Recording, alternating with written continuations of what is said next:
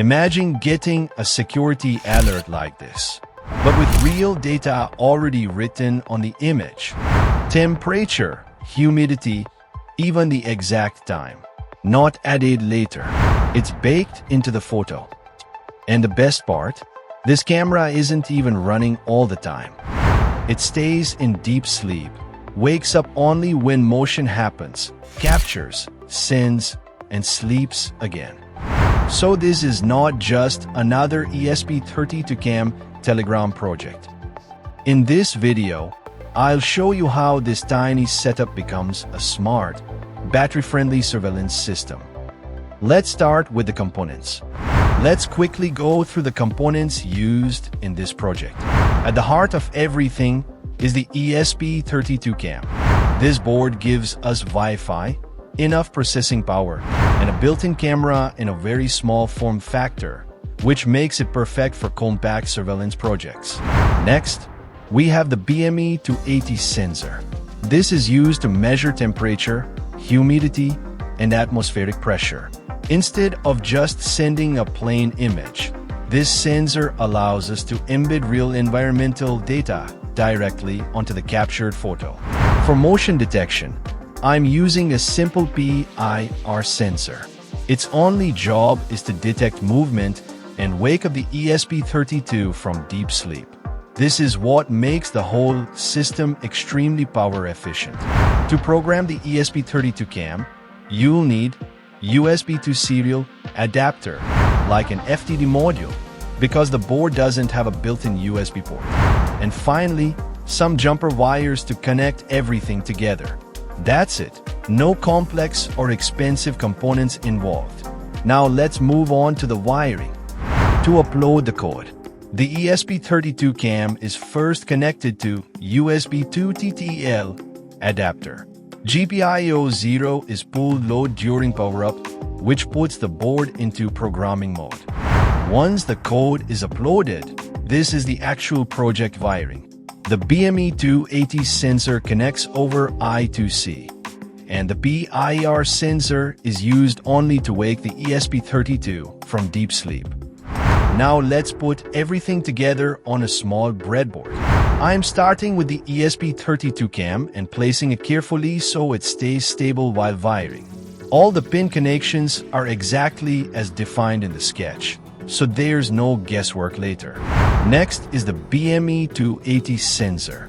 Since it uses I2C, only 4 connections are required: power, ground, and the 2 data lines.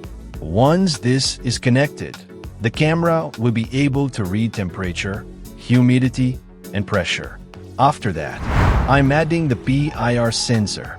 This one is very simple. Its output pin goes to the wake-up pin on the ESP32-CAM, and it's what triggers the board to wake up from deep sleep when motion is detected. And that's it. Once everything is connected, the hardware side of the project is complete, and we are ready to power it up and test the system. Before jumping into details, this entire sketch follows a very simple flow.